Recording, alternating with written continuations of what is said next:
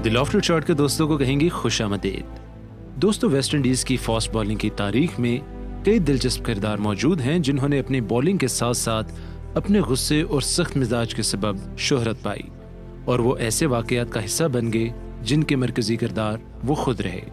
मिसाल के तौर पे रॉय गिलक्रिस्ट को वेस्ट इंडीज की तारीख का तेज तरीन बॉलर समझा जाता है, लेकिन इनका करियर सिर्फ 2 साल बाद ही खत्म हो गया। इसका सबब इनका गर्म मिजाज और कप्तान से शदीद इख्तलाफात रहे। रॉय गिलक्रिस्ट का नाम आते ही एक ऐसे बॉलर का तस्वुर ज़हन में उभरता है जो बैट्समैन को आउट करने से ज्यादा उसके जिस्म को अपनी गेंदों से निशाना बनाने में खुशी महसूस करते। रॉय गिलक्रिस्ट के बारे में लिटिल मास्टर हनीफ मोहम्मद का कहना था कि वो बहुत ही तेज बॉलर थे। इन्हें खेलना आसान न था, खासकर एक ऐसे दौर में जब बैट्समैन ना हेलमेट पहनते थे न दूसरे हिफाजती गार्ड्स हुआ करते थे। गिलक्रिस्ट के मुख्तसर करियर का ड्रामाई मोड़ उस वक्त आया जब वेस्ट इंडीज की टीम ने भारत का दौरा किया। नागपुर के चौथे टेस्ट में इंडियन बैट्समैन कुरपाल सिंह ने गिलक्रिस्ट की 3 लगातार गेंदों पे चौके रसीद किए और उसके बाद उन्होंने गिलक्रिस्ट से कुछ कहा और गिलक्रिस्ट गुस्से में आ गए। उन्होंने 9 बॉल की परवाह किए बगैर कुरपाल सिंह पर तेज बाउंसर किया और एक गेंद उनके सर पर जा लगी। उस मैच में गिलक्रिस्ट ने बैट्समैन सवा रंजीत सिंह पर बीमर्स की बारिश कर दी।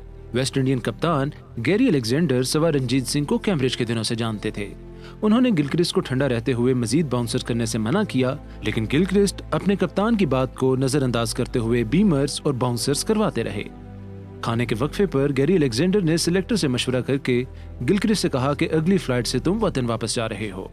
ये गिलक्रिस्ट के बैनुल अक़वामी करियर का इख्तिताम था, हालांकि उस वक्त उनकी उम्र सिर्फ 24 बरस थी। दोस्तों, 1962 में इंडियन क्रिकेट टीम को दौरा वेस्ट इंडीज में साइड मैच में बारबाडोस की टीम के खिलाफ मैच खेलना था। मैच से कबल पार्टी में वेस्ट इंडियन कप्तान फ्रैंक वॉरेल ने इंडियन कप्तान नॉरी कॉन्ट्रैक्टर से मुखातिब होते हुए कहा कि चूंकि आपके मुतअद्दिद खिलाड़ी इस दौरे में जख्मी हो चुके हैं, लिहाजा जिस्म पर गेंद खाने से बेहतर है कि आप खुद ही आउट हो जाएं। उन्होंने चार्ली ग्रिफ्ट के बारे में भी इंडियन कप्तान को मुतनब्बे किया। उन्होंने कहा कि इस बॉलर की उम्र सिर्फ 24 बरस है, लेकिन ये इंतहाई खतरनाक है और इसका गुस्सा इंतहाई गैर मामूली। बारबाडोस के खिलाफ मैच के दूसरे दिन चार्ली ग्रिफ्ट का एक तेज बाउंसर नॉरी कॉन्ट्रैक्टर ने खेलने की कोशिश की, लेकिन गेंद सीधा इनके दाएं कान पर जा लगा, जिसकी वजह से इनके कान और नाक से खून बहने लगा, जिसकी वजह से उन्हें अस्पताल पहुंचाया गया, जहां उनकी हालत बिगड़ गई। दिलचस्प बात यह है कि नॉरी कॉन्ट्रैक्टर को खून देने में न सिर्फ भारतीय खिलाड़ी शामिल थे, बल्कि वेस्ट इंडियन कप्तान फ्रैंक वॉरेल ने भी नॉरी कॉन्ट्रैक्टर को अपना खून दिया। इंडियन क्रिकेटर चंदे बोर्डे का कहना था कि वो वक्त बहुत मुश्किल था जब नॉरी कॉन्ट्रैक्टर का ऑपरेशन चल रहा था और हैरानकुन तौर पर इस दौरान ऑपरेशन थिएटर की बिजली भी चले गई।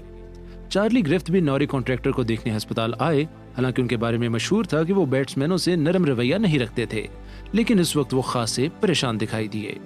नॉरी कॉन्ट्रैक्टर को इस वाक़े के बाद रिटायरमेंट का मशवरा दिया गया, लेकिन वो दोबारा टेस्ट क्रिकेट खेलने के लिए बज़िद रहे। 10 माह बाद वो फर्स्ट क्लास क्रिकेट में वापस तो आए, लेकिन इंडियन टीम में मुंतखब ना हो सके, क्योंकि सिलेक्टर्स को इस बात का डर था कहीं गेंद उनको दोबारा उसी जगह ना लग जाए। दोस्तों, क्या ये कोई सोच सकता है कि कोई कप्तान अपनी दूसरी इनिंग्स उस वक्त डिक्लेयर कर दे जब उसकी बर्तरी सिर्फ 12 रन की हो? लेकिन अप्रैल 1976 में इंडिया और वेस्ट इंडीज के दरमियान किंगस्टन टेस्ट मैच में ऐसी सूरत हाल पेश आई, जब इंडियन कप्तान बिशन सिंह बेदी को दूसरी इनिंग्स 97 रन 5 खिलाड़ी आउट पर डिक्लेयर करनी पड़ी। इस तरह वेस्ट इंडीज को जीतने के लिए सिर्फ 13 रन मिले, जो उसने बाआसानी मुकम्मल कर लिए। बेदी ने इनिंग्स डिक्लेयर करने का फैसला इसलिए किया क्योंकि दूसरी इनिंग्स में इनके 3 अहम बैट्समैन अंशुमन गायकोट, हरजीश पटेल और विष्णुनाथ बैटिंग के काबिल ना थे। पहली इनिंग्स में गायकवाड के बाएं कान पर गेंद लगी और इन्हें 2 रातें अस्पताल में गुजारनी पड़ी। हरजीश पटेल के मुंह पर गेंद लगी और उनको टांके आए। विश्वनाथ जिस गेंद पर आउट हुए वो उनकी उंगली फ्रैक्चर कर गई। इस सूरत हाल के पेश नजर बिशन सिंह बेदी ने पहली इनिंग्स भी 306 रन 6 खिलाड़ी आउट पर डिक्लेयर कर दी थी।